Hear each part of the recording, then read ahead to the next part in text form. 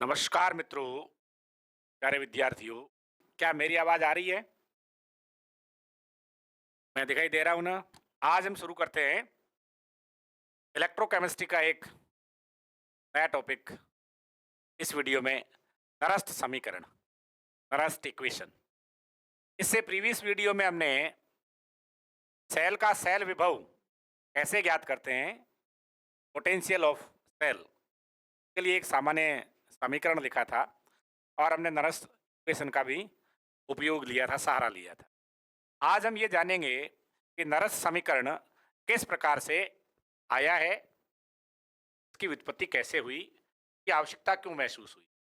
चलिए शुरू करते हैं। प्यारे विद्यार्थियों, क्या मैंने एक डायग्राम बनाया है डैनियल सेल का, गैल्वेनी सेल का। आप जैसा जानते हैं, यहाँ जिंक की छड़ जिंक सल्फेट के विलयन में और कॉपर की छड़ कॉपर सल्फेट के विलयन में डूबी रहती है। इस सेल में स्वतः प्रवर्तित रिडॉक्स अभिक्रिया होती है, स्पॉन्टेनियस रिएक्शन होती है। यहाँ जो इम्पोर्टेंट शब्द है वह है स्वतः प्रवर्तित, स्पॉन्टेनियस। यहाँ सेल में जिंक का ऑक्सीकरण होता है। छड़ से जिंक के परमाणु इलेक्ट्रॉन त्याग कर विलयन में जाते हैं। इसके कारण यहाँ छड़ पर ऋणावेश उत्पन्न होता है और यहाँ विलयन में प्रेजेंट कॉपर के धन आयन छड़ पर आकर इलेक्ट्रॉनों को ग्रहण करते हैं। इसके यहाँ पर धनावेश उत्पन्न हो जाता है। इसे हम एनोड कहते हैं। यहाँ ऑक्सीकरण होता है, यहाँ अपचयन होता है, इसलिए हम इसे कैथोड कहते हैं। इलेक्ट्रॉन प्रवाह की दिशा एनोड टू कैथोड है और धारा प्रवाह की दिशा कैथोड से एनोड की ओर है। इसे आप जानते हैं। और त्रिज्यन की विद्युत उदासीनता बनाए रखने के लिए हमने यहाँ एक सॉल्ट ब्रिज जोड़ रखा है। ठीक है मित्रों, अब इसके आगे बढ़ते। यहाँ मैंने एक शब्द लिखा है स्वतः प्रवर्तित। सेल में सेल्फ मोटिवेटेड रिडॉक्स रिएक्शन होती है, स्वतः प्रवर्तित। और इस अभिक्रिया के कारण स्वतः अपने आप जिंक के ऑक्सीकरण से इलेक्ट्रॉन तार में से प्रवाहित होकर के कैथोड की ओर जाते हैं। इलेक्ट्रॉनों का प्रवाह इस स्वतः प्रवर्तित अभिक्रिया के कारण गिब्स मुक्त ऊर्जा में होने वाली कमी के कारण या उसके द्वारा होता है। यानी इलेक्ट्रॉन का प्रवाह होता है तो ऊर्जा खर्च होती है, ऊर्जा में कमी आती है, पहली बात। और दूसरा, इलेक्ट्रॉन के प्रवाह में कार्य संपादित होता, विद्युत कार्य होता है। दो बातें ध्यान रखेंगे कि यहाँ नरस्त समीकरण की व्युत्पत्ति के लिए हम ये सीख रहे हैं। यहाँ स्वतः प्रवर्तित अभिक्रिया के कारण इलेक्ट्रॉन तार में प्रवाहित हो रहे हैं। जब इलेक्ट्रॉन ट्रेवल करते हैं तो यहाँ विद्युत कार्य हो रहा है। By travelling of electron, electron के गति के कारण कार्य संपन्न होता है। विद्युत कार्य, इलेक्ट्रिकल वर्क कहते हैं। यह विद्युत कार्य जिसको मैं W से लिखता हूं, W इलेक्ट्रिकल, इस तार में प्रवाहित कुल आवेश और सेल के विद्युत वाहक बल के गुणनफल के बराबर होता है। प्यारे मित्रों ध्यान दीजिए, सेल के चालक तार में जो इलेक्ट्रॉन प्रवाहित हो रहे हैं उसके कारण संपादित होने वाला कार्य, वैद्युत कार्य, इलेक्ट्रिकल वर्क, तार में प्रवाहित कुल आवेश और सेल के विद्युत वाहक बल यानी एनोड और कैथोड के विभव में अंतर के Q और E के गुणनफल के बराबर होता है। क्लियर? हम लोग पहले से ये जानते हैं कि आवेश बराबर होता है नंबर ऑफ इलेक्ट्रॉन्स या number of moles of Faraday बराबर NF होता है, ये जानते हैं। जहाँ N क्या है, 1 2 3 4 डिजिट है और F आवेश है। आवेश को हमने यहाँ फेराडे के रूप में लिया है। आप लोग जानते हैं एक फेराडे आवेश 1 मोल इलेक्ट्रॉनों का आवेश होता है और जिसका मान लगभग 96,500 कूलाम प्रति। तो ये पहली बात थी। क्या विद्युत कार्य है वो प्रवाहित आवेश और सेल के विद्युत वाहक बल के गुणनफल के बराबर होता है। हम इसे यूं भी लिख सकते हैं, Q के स्थान पर W बराबर, अब मैं Q के स्थान पर NF लिख रहा हूं मित्रों, NF इंटू, ये हमने एक समीकरण मान लिया, 1 नंबर। सेल में इलेक्ट्रॉनों के प्रवाह से होने वाला कार्य N गुणा F गुणा E, प्रवाहित आवेश NF और सेल के विद्युत वाहक बल के गुणनफल।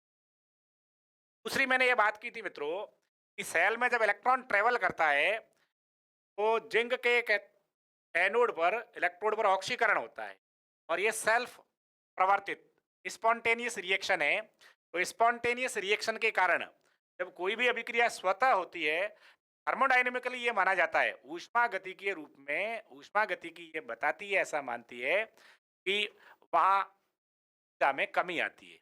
इस स्वतः प्रवर्तित अभिक्रिया के कारण ऊर्जा में कमी आती है। जहां ऊर्जा में कमी आती है उसे वही स्वतः प्रवर्तित अभिक्रिया होती है, ऐसा थर्मोडायनेमिकली कह सकते हैं। तो मैं यूं लिख सकता हूं, ऊष्मा गति के रूप से ऊष्मा गति के रूप से मुक्त ऊर्जा में कमी को हम डेल्टा जी के द्वारा लिखते हैं। इसके द्वारा लिखते हैं डेल्टा जी बराबर नेगेटिव, यानी गिब्स मुक्त ऊर्जा परिवर्तन ऋणात्मक होगा तो ही कार्य या अभिक्रिया स्वतः प्रवर्तित होगी।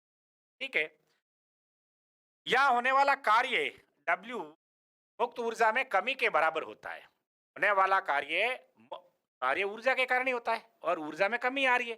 जितनी ऊर्जा कार्य में कन्वर्ट होती है या जितनी ऊर्जा में कमी आती है उतना ही कार्य होता है। इस कार्य को अधिकतम कार्य भी मानते हैं मित्रों। तो मैं लिख सकता हूं W बराबर माइनस डेल्टा जी। माइनस क्यों रखा? क्योंकि जी नेगेटिव है। जी क्या है? नेगेटिव है। इसे समीकरण नंबर 2 मान लें। प्यारे विद्यार्थियों, यहाँ W बराबर NF ही है और यहाँ W बराबर माइनस डेल्टा। ठीक है, अब आप ये समझ लेंगे ये माइनस सर ना लिखें तो उससे भी कोई फर्क नहीं पड़ेगा, हम NF के आगे ऐसा लिख सकते हैं। या मैं यूं लिख दूं डेल्टा जी बराबर माइनस NF, यानी W बराबर NF ही है और W बराबर माइनस डेल्टा जी है। तो मैं लिख सकता हूं माइनस डेल्टा जी बराबर NF ई, या मैं दोनों और माइनस से गुणा कर दूं, दोनों और माइनस से गुणा कर दूं, यहाँ भी माइनस और यहाँ गुणा हो जाएगा माइनस, ये बन जाएगा plus delta G equals to minus NF। इस बात को मैंने डायरेक्ट लिख दिया। मेरे ख्याल से आप समझ गए होंगे कि ये कैसे आया है। ठीक है मित्रों, अब आगे बढ़ते हैं। हमारे पास ये समीकरण आ गया डेल्टा जी बराबर NFE। डेल्टा जी क्या है? यह स्वतः प्रवर्त अभिक्रिया के कारण मुक्त ऊर्जा में होने वाली कमी है और उसका मान इतना होता है। ठीक है मित्रों, अब आगे बढ़ते हैं। कई बार ये समीकरण से ये वाला एक सूत्र बनता है E बराबर डेल्टा E बटे NF माइनस, यदि हमें डेल्टा जी का मान सेल में होने वाली सेल्फ प्रवर्तित अभिक्रिया या स्पॉन्टेनियस अभिक्रिया के लिए मुक्त ऊर्जा में कमी का मान दिया हुआ हो, प्रवाहित आवेश का मान हो, तो हम सेल के विद्युत वाहक बल की गणना भी, हम इसे यूं भी कर सकते हैं कि proportional to minus delta G बटे एन, फैराडे नियतांक है, इसको हमने यहां से हटाया तो बराबर के स्थान पर समानुपाती आ गया। ये डेल्टा जी बाई एन एक एक्सटेंसिव प्रॉपर्टी है, मात्रा स्वतंत्र गुण है, इसलिए ये विद्युत वाहक बल भी मात्रा स्वतंत्र गुण। Point must be noted, delta G by N और ई सेल का विद्युत वाहक बल एक्सटेंसिव प्रॉपर्टी है थर्मोडायनेमिकली इलेक्ट्रोकेमिस्ट्री में, और ऐसा कहे हिंदी में तो ये दोनों मात्रा स्वतंत्र गुण है। ठीक है मित्रों, अब इस मैटर को आगे बढ़ाते हैं। अब हम ये करते हैं, मानक परिस्थितियों में, क्या कह रहा हूं मैं, मानक परिस्थितियों में यदि ये क्रिया हो तो हम इसको डेल्टा जी को यूं भी लिख सकते हैं, डेल्टा जी नोट बराबर minus NFE note. Delta G किसी तापमान पर या किसी दी गई सांद्रता पर ऊर्जा परिवर्तन यानी गिब्स मुक्त ऊर्जा और कार्य के मध्य संबंध है। Delta G note standard condition में मानक परिस्थितियों में अभिक्रिया की ऊर्जा परिवर्तन डेल्टा जी और सेल के विद्युत वाहक बल के मध्य संबंध ई नोट, मानक विद्युत वाहक बल के मध्य, मानक इलेक्ट्रोड विभव के मध्य संबंध है। ठीक है, ये कई न्यूमेरिकल प्रश्न करने के लिए ये वाला संबंध, ये वाला समीकरण काम आता एक और अन्य संबंध है ऊष्मागतिकी से, हम ये जानते हैं कि डेल्टा जी बराबर होता है delta G naught plus R T L N T. ध्यान दीजिए, ये आपके लिए अब यह नया है, ये आपके लिए अब यहाँ नया है। क्या संबंध है? डेल्टा जी बराबर delta G naught plus R T L N, या प्राकृतिक लघु गुणक और के। या के क्या है ये जानना भी जरूरी है। आर क्या है? सार्वत्रिक गैस नियतांक है, इसका मान होता है 8.314 केल्विन प्रति मोल। टी क्या है? टी परम ताप है, परम ताप से आशय है केल्विन में टेम्परेचर। डेल्टा जी नोट क्या है? डेल्टा जी नोट मानक परिस्थितियों में अभिक्रिया की सेल में संपन्न होने वाली स्पॉन्टेनियस रिएक्शन के लिए गिब्स ऊर्जा परिवर्तन है। और डेल्टा जी क्या है? किसी दी गई सांद्रता या तापमान पर सेल में होने वाली अभिक्रिया के लिए गिब्स मुक्त ऊर्जा परिवर्तन का मान है। ठीक है, इसको आगे लेकर चलते हैं। आप लोग ये जानते हो, यदि सेल में होने वाली अभिक्रिया उत्क्रमणीय हो या किसी उत्क्रमणीय रासायनिक अभिक्रिया के लिए ए, उत्क्रमणीय रासायनिक अभिक्रिया के लिए ए है, साम्य स्थिरांक होता है। ये क्या होता है विद्यार्थियों? साम्य स्थिरांक। और इस साम्य स्थिरांक का अभिप्राय होता है जब अग्र अभिक्रिया और प्रतिप अभिक्रिया का वेग बराबर हो, अग्र और प्रतिप अभिक्रिया का वेग बराबर हो, उसको साम्य अवस्था कहते हैं। उस समय उत्पाद की सांद्रता बटे अभिकार की सांद्रता का अनुपात साम्य स्थिरांक के बराबर होता है, या स्थिरांक को, अनुपात को साम्य स्थिरांक कहते हैं। ये बात आप आयनिक साम्य रासायनिक साम्य वाले पाठ से जानते हैं। तो हम यहाँ पर ये मान रख दें, यहाँ पर ये मान रख दें, तो हमारे पास ए के स्थान पर कंसंट्रेशन ऑफ प्रोडक्ट और कंसंट्रेशन ऑफ रिएक्टेंट, ये बात आ जाती है। लेकिन प्यारे मित्रों, ये ध्यान देना है, ये साम्य की अवस्था को दर्शाता है। साम्य की अवस्था से अभिप्राय ये है जिंक छड़ के जिंक आयनों के विलयन में जाने की गति और कॉपर आयनों के विलयन में से छड़ पर निक्षेपित या अपचयित होने की गति दोनों बराबर हो अवस्था में। ठीक है, यदि हमें साम्य स्थिरांक न दिया हो या साम्य की अवस्था ना हो, साम्य उत्पन्न नहीं हुआ हो, साम्य स्थापित ना हुआ हो, उस समय इस समीकरण को लिखने का कहे तो हम के स्थान पर क्यू लिखते हैं। क्या है? क्यू भी एक प्रकार का स्थिरांक या गुणांक है, जिसे रिएक्शन क्यूसेंट कहते हैं, इसे रिएक्शन क्यूसेंट अभिक्रिया गुणांक कहते हैं। और इसका मान भी हम उत्पाद की सांद्रताओं का गुणनफल बटे अभिकारक की मोलर सांद्रताओं के गुणनफल द्वारा दर्शाते हैं। फर्क ये है कि जब क्यूसेंट क्यू बराबर लिखते हैं, ए के स्थान पर क्यू का इस्तेमाल करते हैं, तो यहाँ अभिकारकों और उत्पादों के द्वारा संपन्न होने वाली अभिक्रियाओं का वेग बराबर नहीं होता, साम्य की अवस्था नहीं होती। अग्र अभिक्रिया और प्रतिप अभिक्रिया का जब वेग बराबर ना हो तो हम क्यू का इस्तेमाल करते हैं, और जब वेग बराबर हो अग्र और प्रतिप, फॉरवर्ड और बैकवर्ड रिएक्शन का, तो के का इस्तेमाल करते हैं। कुछ बुक्स या कुछ लोग यहाँ के सी भी लिखते हैं, सी फॉर कंसंट्रेशन, का अभिप्राय है कंसंट्रेशन। अब हम डेल्टा जी का मान या डेल्टा जी नोट का मान ये वाला यहाँ इस समीकरण में रखें, तो मैं ये कहना चाह रहा हूं आपसे, डेल्टा जी का मान यहाँ रखने पर तो हमारे पास संबंध बनेगा minus N F E equal to minus N F E naught plus R T L N K, K for concentration at equilibrium, साम्य अवस्था पर स्थिरांक है। दोनों और माइनस माइनस और है मैं पूरे समीकरण को माइनस से गुणा कर देता हूं। ध्यान देना विद्यार्थियों, पूरे समीकरण को माइनस से गुणा कर रहा हूं, तो मेरे पास अब नेट समीकरण रहेगा एन एफ ई बराबर एन एफ ई नोट, ये माइनस माइनस प्लस हो गया पॉजिटिव, जानते हैं ये पॉजिटिव हो गया नेगेटिव, आर टी लॉग या एल एन की। क्लियर? अब मैं क्या करता हूं, समीकरण में दोनों और समीकरण के दोनों पक्षों में भाग देता हूं एन एफ का, एन एफ से भाग देने पर, NF से भाग देने पर, तो हमारे पास यहाँ भाग दे देता हूं, NF, ये भाग दे दिया NF, और ये भाग दे दिया NF। हमारे पास क्या बचेगा? NF से NF कैंसिल हो जाएगा, NF से NF कैंसिल हो जाएगा, तो हमारे पास अब बचा है E बराबर E not minus RT ln K divide by NF।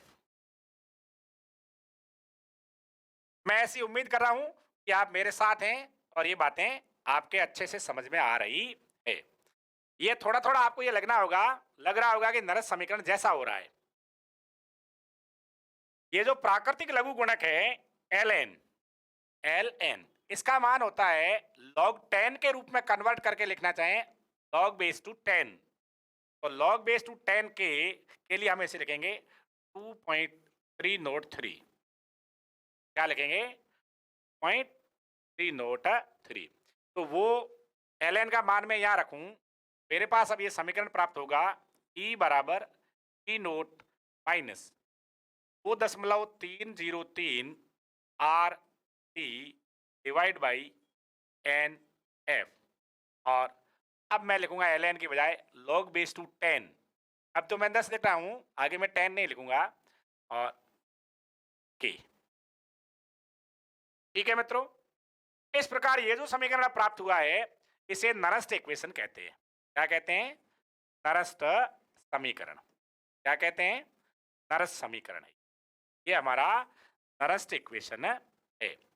मैं इसे यूं भी लिख सकता हूं, हम इसे ऐसा समझ सकते हैं E बराबर E naught minus 0.303 RT by NF log base to 10 Q। K के स्थान पर किसका इस्तेमाल किया मित्रों? का इस्तेमाल। ये नरस्त समीकरण है। ये क्या है?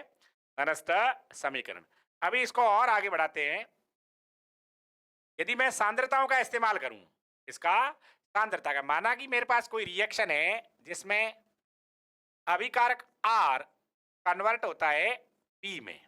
R फॉर रिएक्टेंट है, अभिकारक अभिक्रियक, और P फॉर प्रोडक्ट या उत्पाद है। तो इस समीकरण को ऐसे लिखा जाना चाहिए E बराबर E naught minus 2.303 RT divide by NF log 10 base to 10। अब Q के स्थान पर, के लिए Q के स्थान पर मैं लिख सकता हूं उत्पाद की मोलर सांद्रता बटे अभिकारक की मोलर सांद्रता।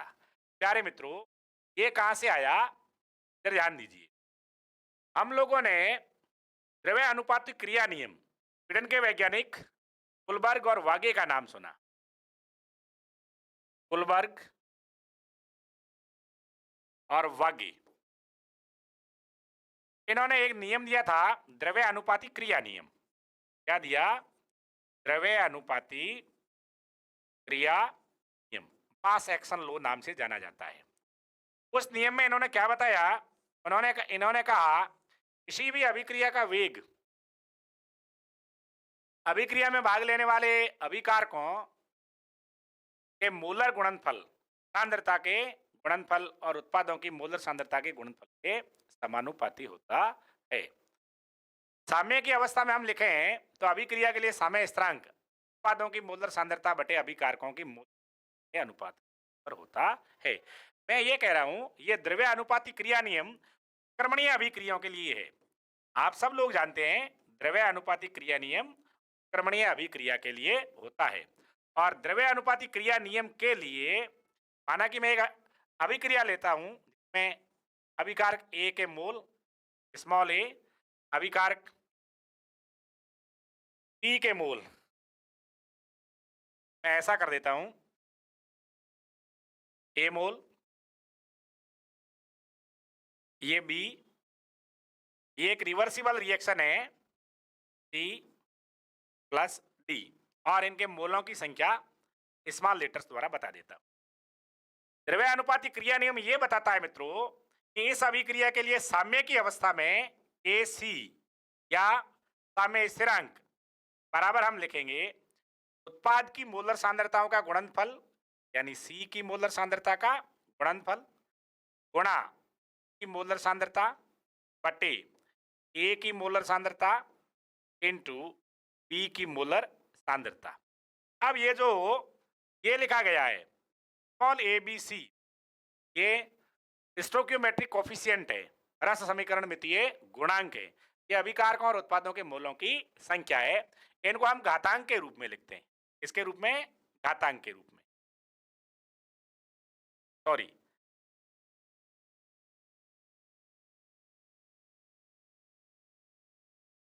या मुझे लिखना है डी, या लिखना है डी, या ए और या बी। अब ये वाला मान मैं वहां पुटअप करता हूं, कहां पुटअप करता हूं, लॉग ए के स्थान पर या लॉग के स्थान पर। ठीक है, के या क्यू दोनों एक है समझने के लिए। हालांकि एक तो नहीं है क्योंकि के या के सी है वो साम्य की स्थिति में साम्य स्थिरांक है। उत्पादों अभिकारकों की मोलर सांद्रताओं के गुणनफल का अनुपात है। ठीक है मित्रों, तो मैं अब इस प्रकार से लिख सकता हूं इसे, E बराबर E naught minus 0.303 R T by N F और लोग। अब हमारे पास ये है डी की मोलर सांद्रता का गुणनफल इंटू डी की मोलर सांद्रता का बटे ए एंड बी का। तो मैं यहां शॉर्ट में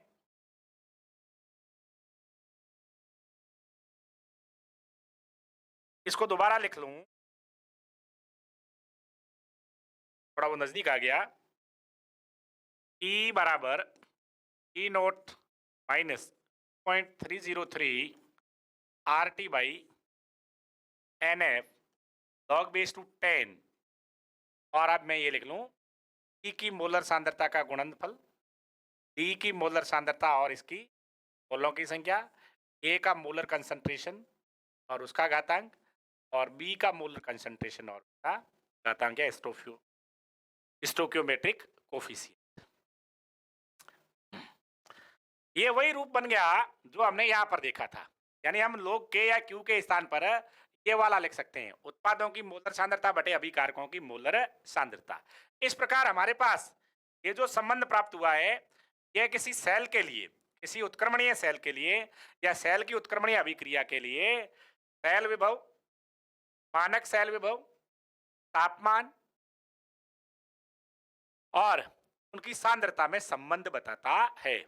डियर स्टूडेंट्स, नरस समीकरण का उद्देश्य यही है, नरस समीकरण का उपयोग यही है।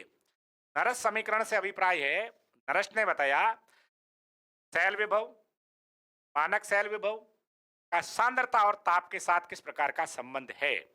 वह समीकरण जो सेल विभव, मानक सेल विभव तथा विलयनों की सांद्रता और तापमान के मध्य संबंध बताता है, नरस्त समीकरण कहलाता है। Dear student, once again, Nernst समीकरण किसे कहते हैं, नरस समीकरण का क्या अर्थ है, क्या अभिप्राय है। वह समीकरण जो सेल विभव, मानक सेल विभव, विलयनों की सांद्रता, विद्युत अपघटे के विलयनों की सांद्रता और तापमान में संबंध बताता है, वह नरस्त समीकरण कहलाता है। क्या कहलाता है, नरस्त समीकरण। एक तरह से सेल विभव और सांद्रता का संबंध है, यह नरस्त समीकरण कहलाता है। ठीक है, इसको शॉर्ट में और सरल करके ऐसा भी लिख सकते हैं, E बराबर E naught minus 2.303 R T divide by N F log base to 10। अब मैं यहाँ उत्पाद के लिए P लिख दूं और अभिकारक के लिए R लिख दूं। ये हमारा नेट सरल नरस समीकरण प्राप्त हो जाता है। आप चाहे तो स्क्रीनशॉट ले सकते हैं, हाथों हाथ लिख भी सकते। यह नरस्त समीकरण कहलाता है। ठीक है मित्रों, इसको आगे लेके और सरल करते हैं। हमारे पास डेनियल सेल है, गैल्वेनिक सेल है, बात में हमने लिया था, उसके लिए लिखें। के लिए पहले हमें ये जानना पड़ेगा कि डेनियल सेल में एनोड पर क्या अभिक्रिया होती है और कैथोड पर क्या अभिक्रिया होती है। आप जानते हैं एनोड पर Zn convert Zn2 plus aqueous ion and loose electron. Anode पर जिंक वो परमाणु त्याग कर विलियन में जाता है और कैथोड पर विलियन में प्रेजेंट कॉपर आयन, विलियन में प्रेजेंट कॉपर आयन त्यागे गए 2 इलेक्ट्रॉन या छड़ से 2 इलेक्ट्रॉन लेकर कॉपर परमाणु में अपचयित हो जाता है। ठीक है मित्रों, अब ये वाली बात मैं यहां लिखता हूं। कौन से वाली? इस सेल की अभिक्रिया में प्राप्त होने वाली बात। नेट सेल रिएक्शन लिखूं, ये इलेक्ट्रॉन से ये इलेक्ट्रॉन कैंसिल हो जाएंगे क्योंकि वो राइट हैंड में ये लेफ्ट हैंड में। हमारे पास नेट रिएक्शन बचेगी Zn plus Cu2 plus ion converted to Zn2 plus and Cu solid aqueous. ये वाला मान में अब मैं यहां ले आता हूं प्रोडक्ट और इसके लिए। तो मेरे पास नरस समीकरण प्राप्त होगा डेनियल सेल के लिए, गैल्वेनिक सेल के लिए। इसके लिए गैल्वेनिक सेल के लिए सरल परीक्षाओं में, बोर्ड एग्जाम्स में ये सवाल पूछा जाता है। गैल्वेनिक सेल के लिए E बराबर E नोट माइनस 0.303 को नोट भी बोलते हैं बटे NF log बेस टू 10। अब बार बार 10 नहीं लिखूंगा और अब मैं यहां लिखूंगा उत्पाद क्या है मित्रों, ये वाला मैटर प्रोडक्ट है, उत्पाद है। मैं यहां लिखूंगा जिंक आयनों की मोलर सांद्रता इनटू कॉपर सॉलिड की मोलर सांद्रता। नीचे लिखूंगा जिंक सॉलिड की मोलर सांद्रता और कॉपर आयनों की मोलर सांद्रता। मित्रों ध्यान दीजिए, क्या मैंने लिखा नहीं, अब मैं इंगित करता हूं ये सॉलिड है, ये सॉलिड है। बच्चों आप जानते हो, नहीं जानते हो तो आज जान लो और आज से मान लो, किसी भी ठोस की सांद्रता या सक्रियता अपरिवर्तनशील होती है, तो उसे एक माना जाता है। किसी सॉलिड की सांद्रता नॉट चेंजेबल होती है, अपरिवर्तनीय होती है, इसलिए उसे इकाई मानते हैं। उसकी सक्रियता को, उसकी सांद्रता को एक मान लेते हैं। तो हमारे पास ये भी एक और इसका मान भी एक। तो हमारे पास नेट समीकरण बचेगा, नरस्ट इक्वेशन वो होगा E बराबर E naught minus 0.303 RT divide by NF log base to 10 और ऊपर बचा है Zn2 प्लस का कंसंट्रेशन बटे कॉपर 2 प्लस का कंसंट्रेशन। विद्यार्थियों यहाँ जो कंसंट्रेशन का कोष्टक है, ब्रैकेट है, वो बिग ब्रैकेट बड़ा कोष्टक ही बनाते हैं, उसको आयताकार कोष्टक बनाते हैं। मेरे कहने का मकसद है ये वाला कोष्टक नहीं बनाया जाता, ध्यान देना। ठीक है, तो इस तरह से हमारे पास नरस्त समीकरण गैल्वेनिक सेल के लिए हमारे पास इस प्रकार से प्राप्त हुआ।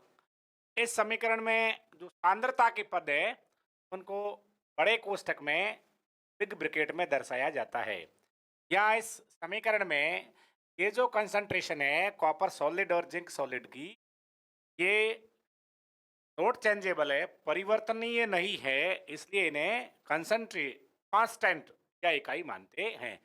ये मैं अब इनको ऐसे भी लिख सकता हूं, हम जान सकते हैं E बराबर E naught cell minus 2.303 RT by NF log base to 10 Zn2 plus की concentration divide by copper concentration. एक तरह से ये वही हुआ, यहाँ जो कंसंट्रेशन के जो इस पद है, स्टेप है, वो प्रोडक्ट की कंसंट्रेशन बाई रिएक्टेंट की कंसंट्रेशन ही है। किसी भी प्रकार का सेल आरेख दिया हुआ हो या सेल डायग्राम दिया हुआ हो, सेल का चित्र दिया हुआ हो, तो आप ऐसा भी लिख सकते हैं। ध्यान दीजिए, बहुत इंपॉर्टेंट बात है, एनोड पर जो विलयन है उसकी कंसंट्रेशन और कैथोड का जो विलयन है कंसंट्रेशन, एनोड वाले आयनों की कंसंट्रेशन प्रोडक्ट के रूप में और कैथोड विलयन के आयनों की कंसंट्रेशन कैथोड के रूप में, ऐसा भी लिखा जा सकता है। ऐसा आसानी से शॉर्टकट लिख सकते हैं। क्लियर? तो ये इस प्रकार से आपका प्यारे बच्चों नरस्ट इक्वेशन हो गया गैल्वेनिक सेल के लिए। गैल्वेनिक सेल के ये हो गया। अब इसमें हम वैल्यू पुटअप करते हैं। क्या क्या वैल्यूज पुटअप करते हैं? आर जो सार्वत्रिक गैस नियतांक है, इसकी वैल्यू होती है 8.314 जूल प्रति केल्विन प्रति मोल। टी को परम ताप कहते हैं। सामान्य तौर पे से 298 केल्विन, टेम्परेचर को हमेशा केल्विन में लिखा जाता है यहाँ, ऐसा यूनिट। फेराडे 95,500। ये वैल्यूज यहाँ पुटअप करें, रखें तो हमारे पास निकल कर ये समीकरण आता है बराबर ई नोट सेल या ई सेल बराबर E naught cell minus 0.303 into 8.314 into 298 by n into ये फेराडे। और अब यहाँ पर हम वैल्यू चूंकि सब कर दी इसलिए मैं डिलीट कर देता हूँ। इनकी इकाइयाँ, कोई इकाई है नहीं, इसकी इकाई है जूल प्रति केल्विन प्रति मोल आर की, और टेम्परेचर की इकाई है केल्विन डिवाइड बाई एन, संख्यात्मक मान है, कोई इकाई नहीं, और फेराडे कूलम्ब प्रति। अब ये आपस में जो कटने वाली है, इससे ये कट गया, इससे ये कैंसिल हो गया, शेष बचा जूल बटे कूलम्ब। बटे कूलम्ब को हम बोलते हैं वोल्ट। क्या बोलते हैं बच्चों? वोल्ट बोलते हैं। तो हम ऐसा लिख सकते हैं ई सेल बराबर E naught cell minus point, 2 point की बजाय मैं लिख देता हूँ सॉल्व करने के बाद 0.0591 वोल्ट डिवाइड बाई, इस सबको सॉल्व करने से यह आता है n into log base to 10 concentration of Zn2 plus divide by concentration of copper. ये हमारा एक फिर सरल तरस्ट इक्वेशन प्राप्त हो गया डेनियल सेल के लिए या गैल्वेनिक सेल के लिए 0 पॉइंट। ठीक है बच्चों, अब हम ये समझ रहे हैं इस गैल्वेनिक सेल के लिए ये जो ई सेल है, मानक परिस्थिति में ई नोट, ई सेल के मान पर, परिमाण पर Zn+2 आयन की कंसंट्रेशन और कॉपर आयनों की कंसंट्रेशन का क्या इफेक्ट पड़ता है। तो प्यारे बच्चों, यहाँ आप ध्यान देंगे, इसको समझेंगे। यदि हमारे सेल में आपके एनोड पर जिंक आयनों की सांद्रता बढ़ती है तो आपका ई सेल है वो घटेगा। क्या होगा? सेल विभव के मान में कमी। और यदि आपके कॉपर आयनों की सांद्रता बढ़ती है तो आपके सेल का सेल विभव है वो बढ़ेगा। यानी मैं आपको ये समझाने का प्रयास कर रहा हूं, ध्यान दीजिएगा कि ई और आईआईटी लेवल का प्रश्न है, ई सेल प्रोपोर्शनल रिलेशन रखता है with concentration of copper ion. इसकी सांद्रता बढ़ेगी, गैल्वेनिक सेल के सेल विभव का मान बढ़ेगा। सेकंड केस, सेल विभव का मान घटेगा यदि जिंक आयनों की सांद्रता बढ़ेगी। क्लियर? ये दो प्रकार के रिलेशन है। तो संख्यात्मक प्रश्नों में जिंक और कॉपर आयनों की सांद्रता दिए जाने पर इस प्रकार से आप बता सकते हैं बिना कैलकुलेट किए कि कॉपर आयनों की सांद्रता बढ़ रही है, बी सेल का मान बढ़ेगा, और जिंक आयनों की सांद्रता में वृद्धि है, सेल का मान घटेगा। ठीक है बच्चों, अगले कदम के लिए आगे बढ़ते हैं।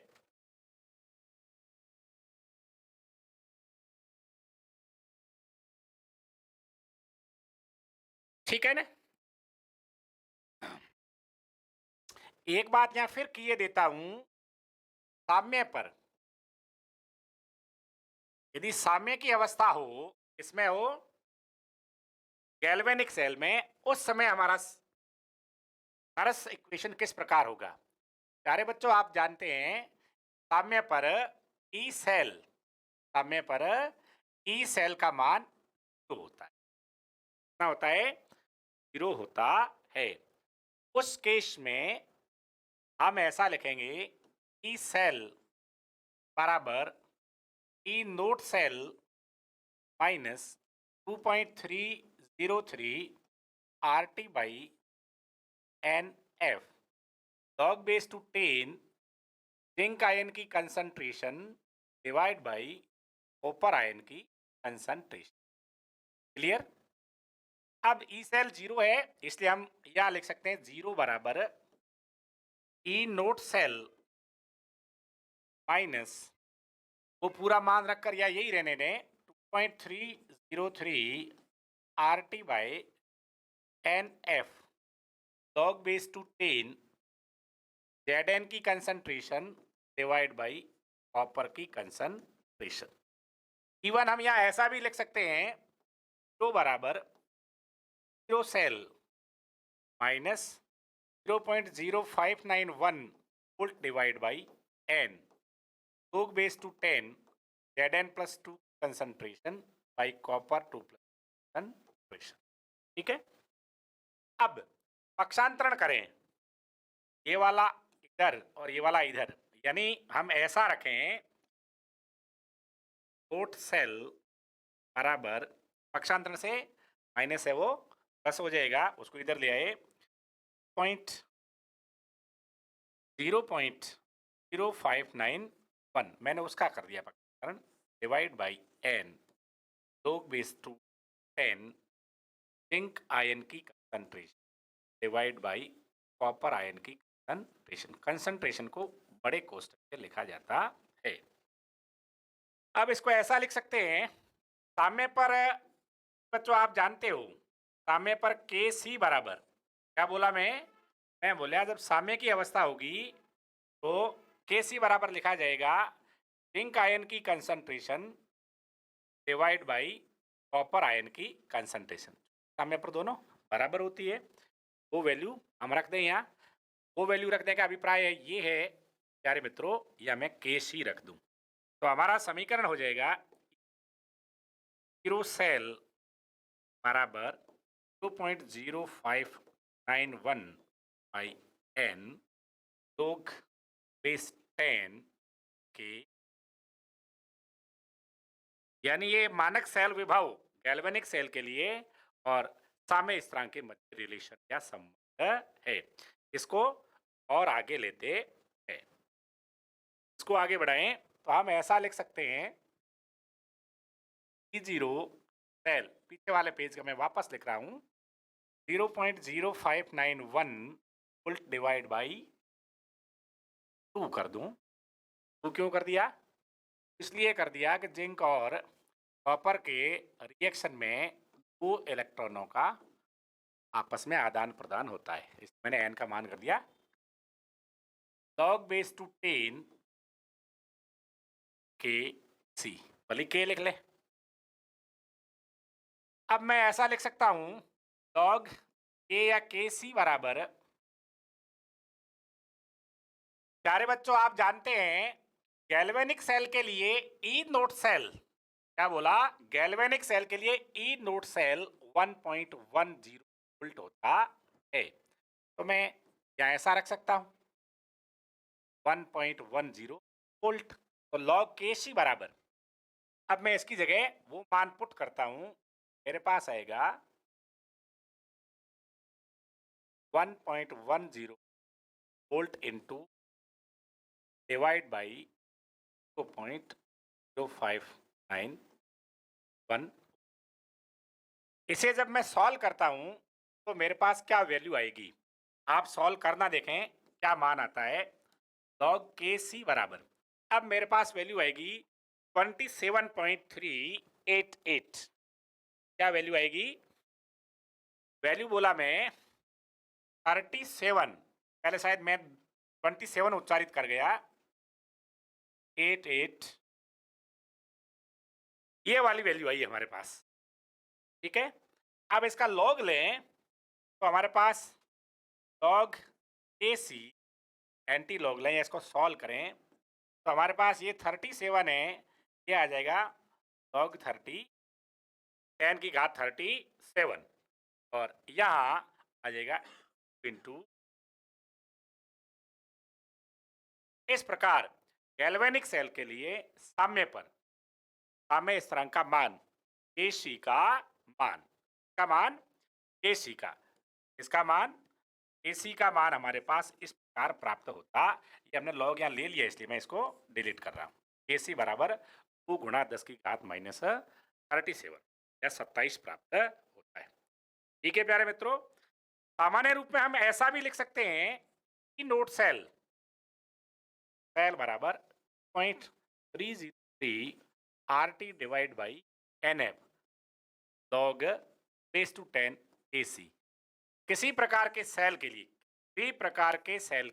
लिए साम्य पर कौन सी केस पर साम्य की स्थिति में साम्यावस्था स्थापित होने पर इस प्रकार का रिलेशन मानक सेल विभव और साम्य स्थिरांक के बीच संबंध ज्ञात कर सकते हैं।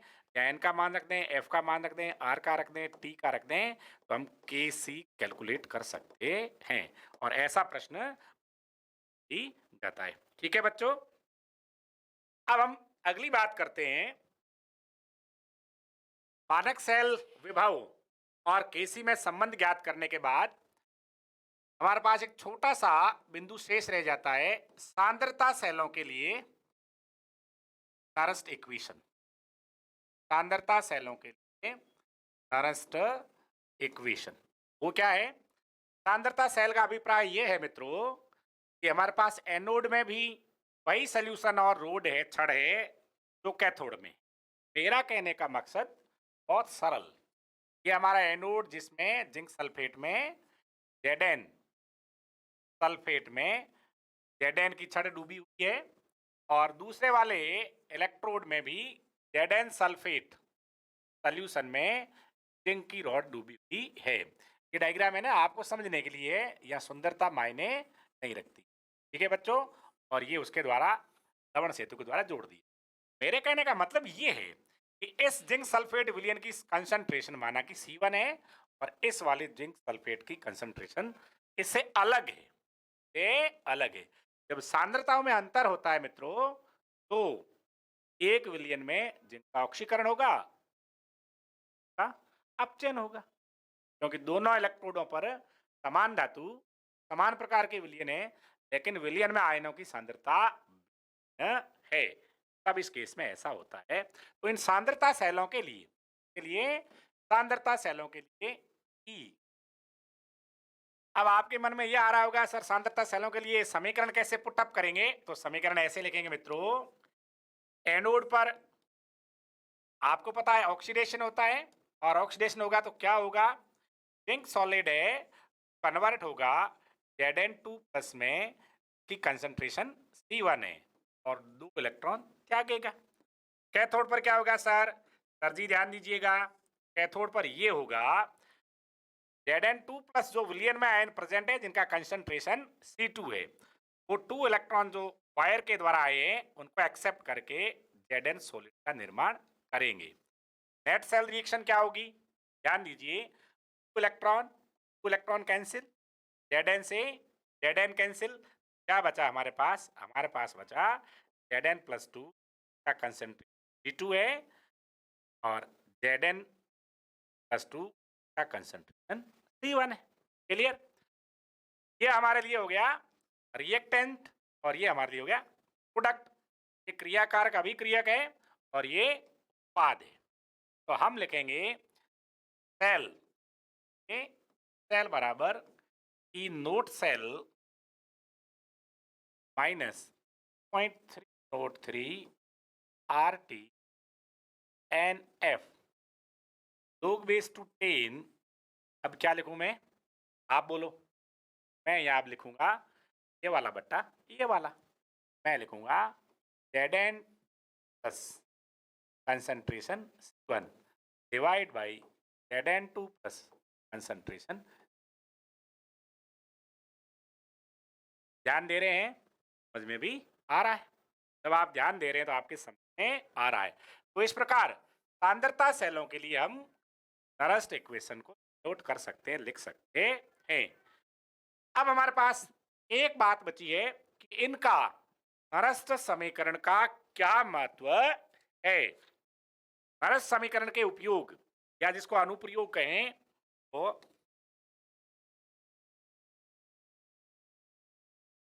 इंपोर्टेंस या एप्लीकेशन ऑफ नरेस्ट इक्वेशन।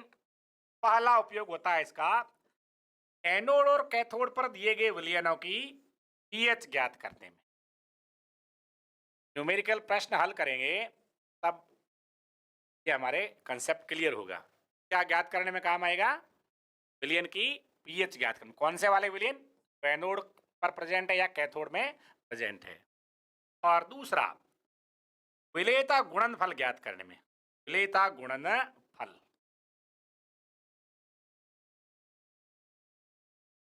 विलेयता गुणनफल ज्ञात करने में। विलेयता गुणनफल विद्युत अपघटनों क्या होता है? विद्युत अपघटनों के संतृप्त विलयन में आयनिक गुणनफल को विलेयता गुणनफल कहते हैं। तो विलेयता गुणनफल ज्ञात करने में हमारा ये नरस समीकरण बड़ा महत्वपूर्ण है। उम्मीद करता हूं कि आपको ये नरस समीकरण वाला टॉपिक अच्छे से समझ आ गया होगा। और हाँ, आप हमारे वीडियो को लाइक कीजिए, शेयर कीजिए, सब्सक्राइब कीजिए, ताकि हम अपनी मेहनत के साथ बड़े प्रेम से आपको और अच्छे से सिखा सकें, सिखा सकें। धन्यवाद।